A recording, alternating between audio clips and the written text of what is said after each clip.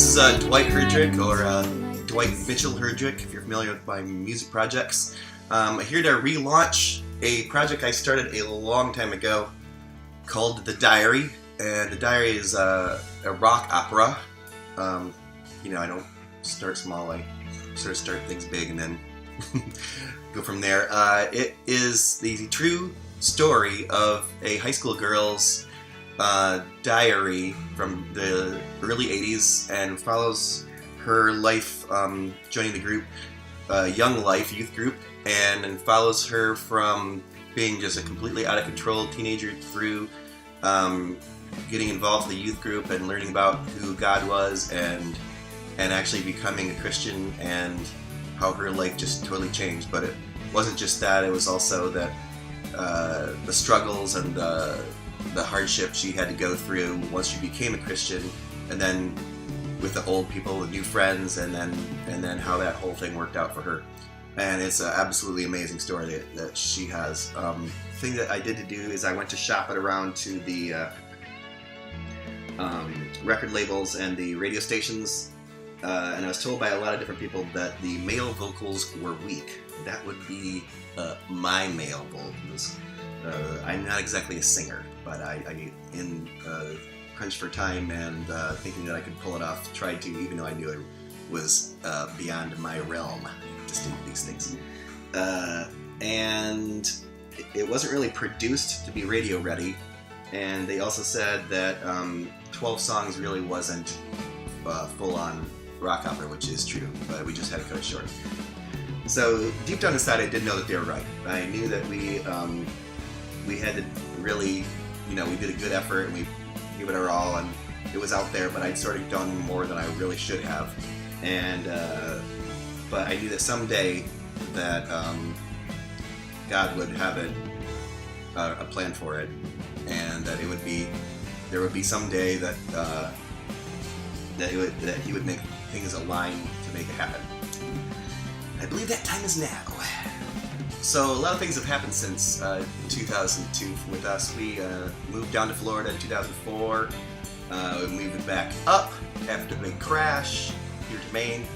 And strangely enough, since we moved back, I've had more connections in the music industry than ever before, which seemed crazy, but that's what's happened. One of those connections has been our neighbor, Kate Schrock, whose son Rosie and my youngest Noah are best friends. And Kate had been working on her new album recently, and told me about a producer friend of hers, Malcolm Byrne, who was a protege of Daniel Lanois. Daniel Lanois was the main guy for most all the U2 albums, and Peter Gabriel and Robbie Robertson, and a whole bunch of those huge albums that whole genre did. And Malcolm himself made a name for himself. He's a Grammy Award winner. Did Emmylou Harris. He did also work with Peter Gabriel. And he did Midnight Oils, one of my all-time favorite bands. Album Breathe, Bob Dylan, a whole bunch of people. And so, being the sort of pseudo-groupie I am, I actually friended him on Facebook a while ago. And we've been sort of going back and forth since, and just on a whim, I sent him one of the songs from The Diary from back in 2002, and expecting not to ever hear anything back, he actually got right back with me and said, "Wow, I really like that." At which time I think I may have, freaked out a little bit. So he actually told me that in between his huge projects, he may have a few slots. There's also a whole lot of other things that have been going on.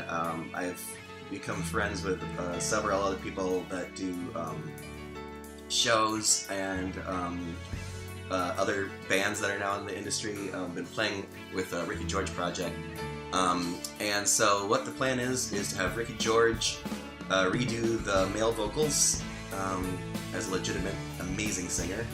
Have Christina, the lead part of the story, she plays the main character, Lily, have her do the diary entries where she's reading the actual story, and then there's a couple other songs that we just left off because we never finished.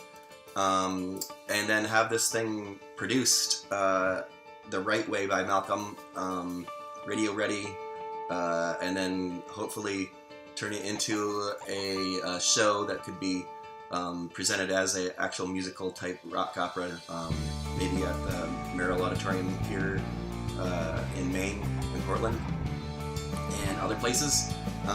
The thing about this project is that it really is a story of hope.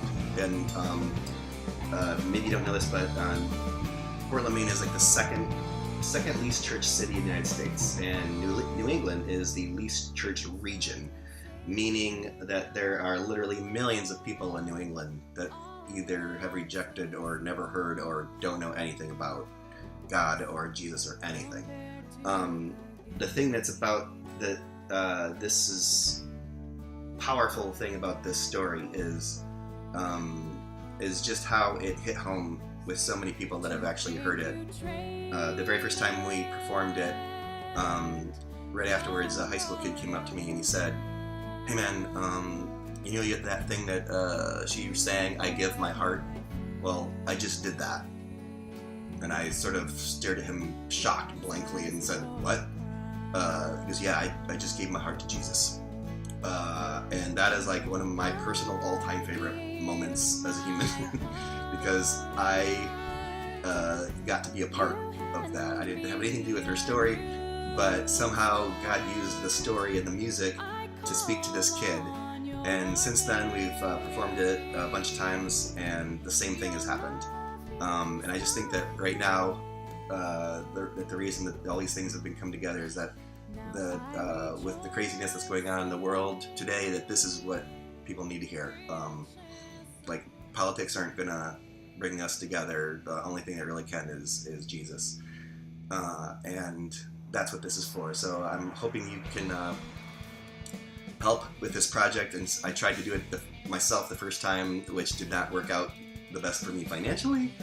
So I'm trying to do better and help other people be involved, and at the same time, like, give people as a result a tool that can really be used to reach out to this lost world and to people that might otherwise never hear or never go into a church. Like, you can just, like, you know, give them a CD or download them or link them to these songs once they're done, and to the story, and they can read how it changed a life. And it's just amazing what happened to this girl. So thanks a lot, and I hope you consider being a part of this, and thank you so much.